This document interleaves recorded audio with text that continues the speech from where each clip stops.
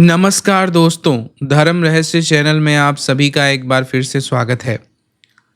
कर्ण भैरवी साधना के भाग एक में आपने अभी तक जाना कि किस प्रकार से एक साधक के जीवन में बहुत ही विचित्र प्रकार का अनुभव होता है। तो उस अनुभव में आगे क्या घटित होता है, आइए जानते हैं और पढ़ते हैं इनके ईमेल पत्र को। तो इसमें इन्होंने आगे लिखा है कि गुरुजी, इसके बाद भाग 2 के रूप में मैं आपको अपना यह अनुभव भेज रहा हूँ। कृपया इसे भी अवश्य प्रकाशित कीजिएगा। मैं जब उस स्त्री की तरफ बढ़ रहा था, तो मेरे दिमाग में वही प्रश्न आ रहा था कि इतनी खूबसूरत स्त्री मुझे मिल जाती तो कितना अच्छा होता। कि तभी पानी में जहाँ पर मैं खड़ा था, यानी कि ये वही स्थान था जहाँ पर मैं झील में नरमुंडों के ऊपर खड़ा था और वह नीचे में गिर गया था। नरमुंडों वाली जगह से आगे बढ़ने के लिए एक बार फिर से मैं उसी स्थान पर था। वहीं की स्थिति, वहीं का सब कुछ। अब मेरे सामने वही बात थी कि क्या मैं फिर से डूब जाऊंगा या फिर इसके बुलावे पर मुझे आगे जाना होगा। मैंने कदम आगे नहीं बढ़ाए और वहीं से चिल्लाकर कहा, तुम कौन हो और मुझे क्यों पुकार रही हो? तुमको देखकर मुझे बड़ी विचित्र प्रकार की बेचैनी हो रही है। मैं तुम्हारे पास आना चाहता हूँ, तुमसे बातें करना चाहता हूँ। कौन हो तुम? वह दूर से ही हाथ हिलाकर हंसने लगी और कहने लगी कि अधिकतर लोग सारी बातें जानते हैं, फिर भी पूछते हैं। चलो फिर भी मैं तुम्हें बता देती हूँ। मैं वही हूँ जिसे तुम प्राप्त करना चाहते हो। लेकिन तुम्हारे और मेरे बीच की कड़ी यह झील है जो नरमुंडों से बनी हुई है। इस झील को पार करना कोई साधारण बात नहीं है। तुम्हारे लोक और हमारे लोक के बीच में एक द्वार है। ये द्वार यही झील है। जितना डूबोगे उतना अंदर जाओगे और अगर बाहर बाहर रहे तो मुझ तक पहुंच जाओगे। चलो इस बात को समझो। अगर इस बात को तुम नहीं समझे तो फिर यहां तक आना तो बेकार ही है। मैंने उससे कहा, तुम्हारी बातों को मैं समझ नहीं पा रहा हूं। तुम कहना क्या चाहती हो? वो कहने लगी, यह तो हमेशा साधक को ही समझना पड़ता है।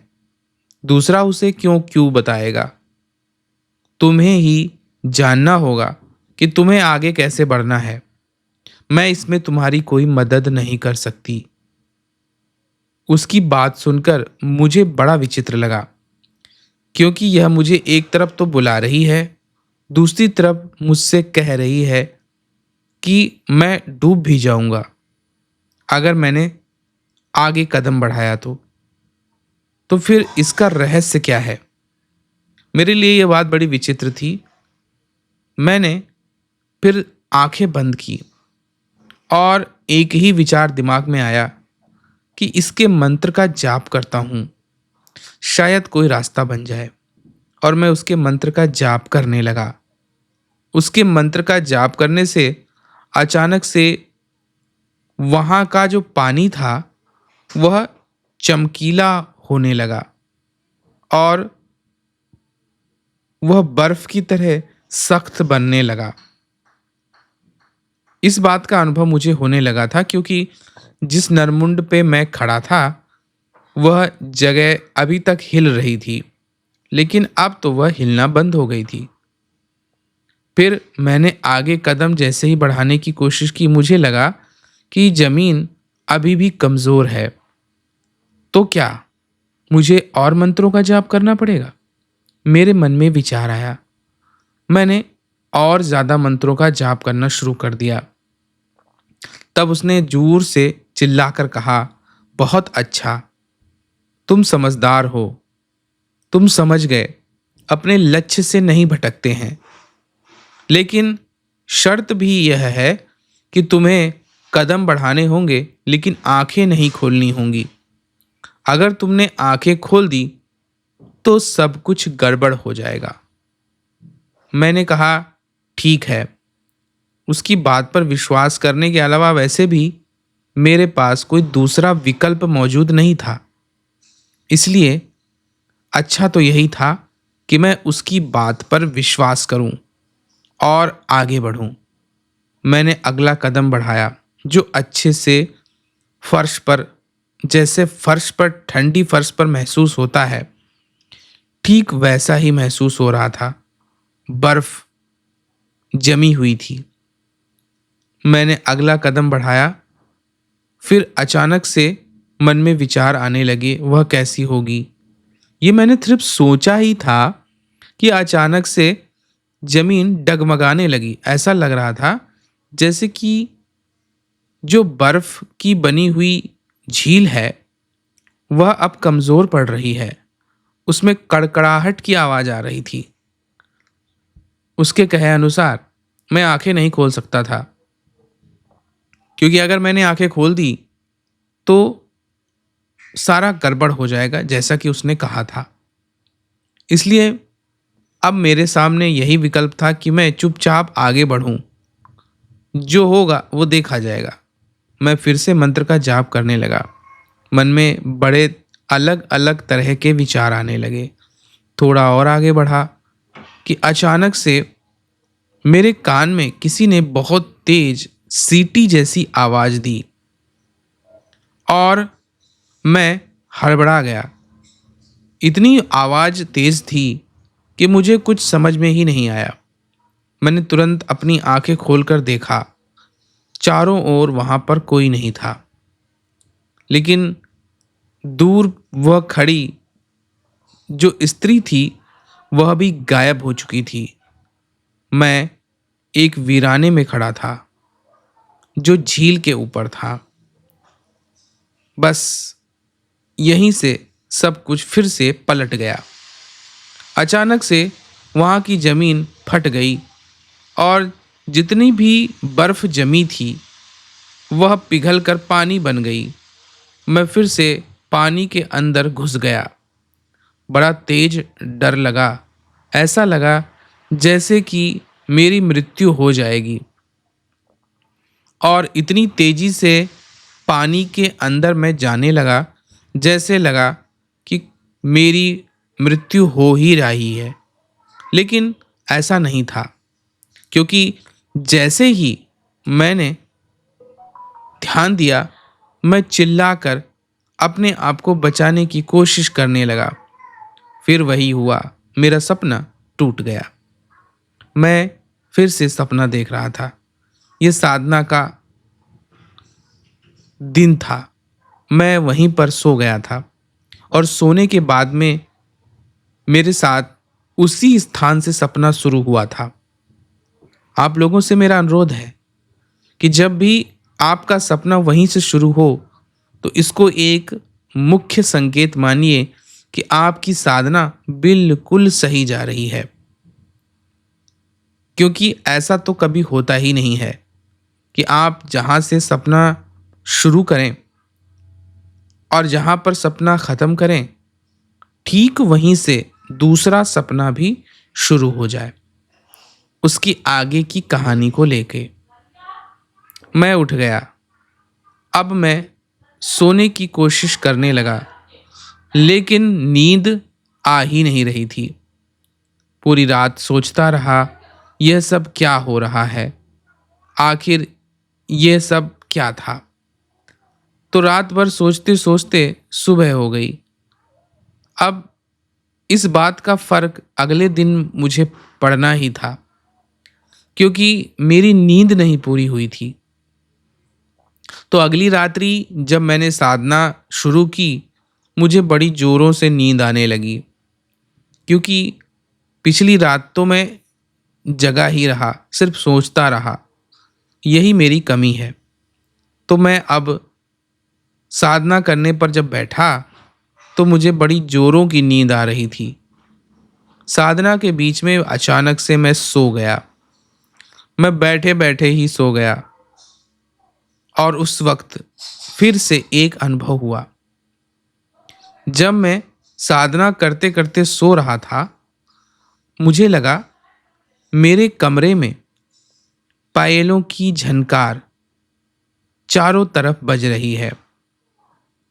कोई है जो पायल पहनकर कमरे में चारों तरफ दौड़ रही है। क्योंकि पुरुष तो पायल पहन के दौड़ेगा नहीं, यह कोई स्त्री ही थी। उसकी पायलों की झनकार इतनी सुंदर थी कि कानों में रस घोल रही हो।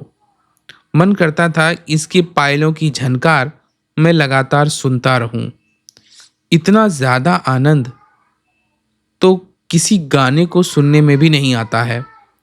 आखिर ये चमत्कार ही था। तब समझ में आया कि मायाजाल या इन शक्तियों का जो प्रभाव होता है वह बड़ा ही विचित्र होता है। उनकी स्थितियाँ और प्रभाव बड़ा ही चमत्कारी होता है। यह सब देखने में और समझने में दुनिया का सबसे विचित्र स्तर है, जिसके विषय में केवल एक साधक ही समझ सकता है। साधक के अलावा कभी भी कोई दूसरा व्यक्ति इसकी गहराई को नहीं समझ सकता है। मुझे लगता है कि उस पायल की झनकार का आनंद सभी को लेना चाहिए, लेकिन यह तो उसी को मिलेगा ना जो साधना करेगा, जो सिद्धि को प्राप्ति करने के लिए आगे बढ़ेगा। तो मेरे लिए तो यह उपलब्ध था, शायद आप लोगों के लिए नहीं। तो इन सब बातों को समझने के लिए आपको अब बाकी अनुभवों को छोड़ते हुए मैं मुख्य 11वें दिन का अनुभव लेके उपस्थित हुआ हूँ गुरुजी, क्योंकि इसने मेरे जीवन को बदल दिया। 11वीं रात्रि अचानक से जब मैं मंत्र का जाप कर रहा था, तब अचानक मुझे ऐसा महसूस हुआ जैसे मेरे कंधे पर किसी ने हाथ रखा है। मैं एकदम घबरा गया और जोर से घबराकर मैं पलट गया। मैंने अपनी आंखें खोल दी, लेकिन वहां पर कोई नहीं था। इसके बाद फिर मैं साधना करने दोबारा से तन्मयता के साथ बैठ गया। 11वां दिन बड़ा ही विचित्र था, क्योंकि कुछ ही देर बाद मुझे ऐसा महसूस हुआ जैसे कि कोई मेरी गोदी में आकर के बैठ गया हो और वह मुझसे प्रेम कर रहा हो। वह थोड़ी देर में ही अपनी तीव्रता दिखाने लगी। मैं सारे अनुभव को महसूस कर सकता था, लेकिन अपनी साधना भंग न हो इसके लिए मैं कोशिश कर रहा था। उसने मेरे कानों पर बड़ा तेज चुंबन लिया।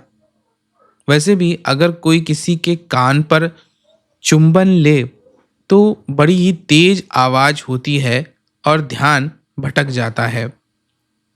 जैसे ही उसने ऐसा किया, मुझे पता नहीं कितनी घबराहट हुई। मैं उठकर खड़ा हो गया। मैंने चारों ओर देखा, वहां पर कोई भी नहीं था, लेकिन पास की खिड़की खुल गई थी। वहां से बहुत ही सुंदर हवा बह रही थी। मेरे से आज एक बहुत बड़ी गलती हो गई थी।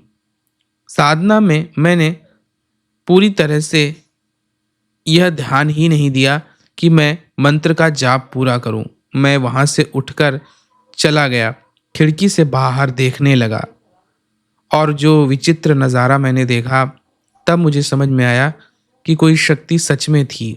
दूर एक बहुत ही खूबसूरत लड़की जो बहुत दूर मुझसे मेरे घर से खड़ी थी, लाल रंग की साड़ी में बहुत दूर से मुस्कुराती हुई नजर आ रही थी। लेकिन वह पलट गई और फिर दूसरी दिशा की ओर चलती चली गई।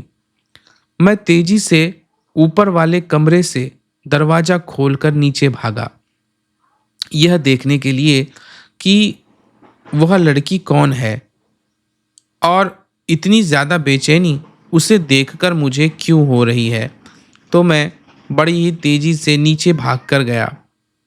अपने दरवाजे से बाहर निकला और अपने घर के बाहर का जो गेट था उससे बाहर निकलकर उसे चारों तरफ ढूंढने लगा, लेकिन उसका कहीं भी अता पता नहीं था।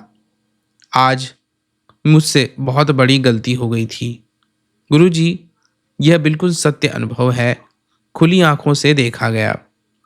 इसके बाद मैंने साधना तो की आगे के दिनों में, लेकिन ना तो कोई अनुभव हुए और ना ही किसी भी प्रकार की सफलता मिली। मैं यह बात जानता हूँ कि यह मेरी गलती है। मैंने साधना को बार बार भंग किया। एक दिन सो गया, एक दिन जाग गया, एक दिन नींद पूरी नहीं की और आखिरकार जिस दिन वह आई थी उस दिन भी मैंने साधना स्थल को छोड़कर उसका पीछा करने की गलती कर दी। मैं यही कहूँगा, आप लोग साधना में गलतियाँ ना कीजिए, वरना सिद्धि आपको मिलते मिलते रह जाएगी। उसका चेहरा अभी भी मेरी नज़रों में घूमता रहता है। उसकी सुंदरता अद्भुत थी। ऐसी सुंदर स्त्री मैंने आज तक नहीं देखी।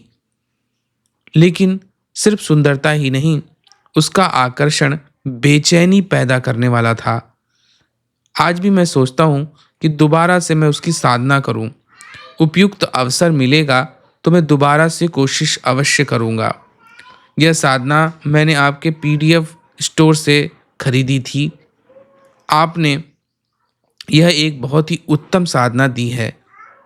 शायद मेरे ही कान ऐसे हैं जो उसके चुंबन को समझ नहीं पाए और कई बार विचित्र तरीके से कई चीज़ें घटित भी हुई, लेकिन चलो अच्छा ही रहा। पहली बार की असफलता मुझे सफलता की ओर लेके जाएगी, इसीलिए गुरु दीक्षा लेना भी बहुत ज़रूरी है, यह मुझे समझ में आ गया है। तो गुरु जी, यही था मेरा वास्तविक अनुभव। आप इसे प्रकाशित अवश्य कीजिएगा ताकि साधकों को भी इससे जानकारी मिले कि क्या क्या कमियां वह कर सकते हैं। आशा करता हूं कि यह वीडियो आप लोगों को अच्छा लगा होगा। इनके इस अनुभव को यहीं पर समाप्त करते हैं, क्योंकि इन्होंने इतना ही अनुभव लिख करके भेजा है। तो अगर आज का वीडियो आपको अच्छा लगा है तो चैनल को लाइक, शेयर और सब्सक्राइब ज़रूर करें।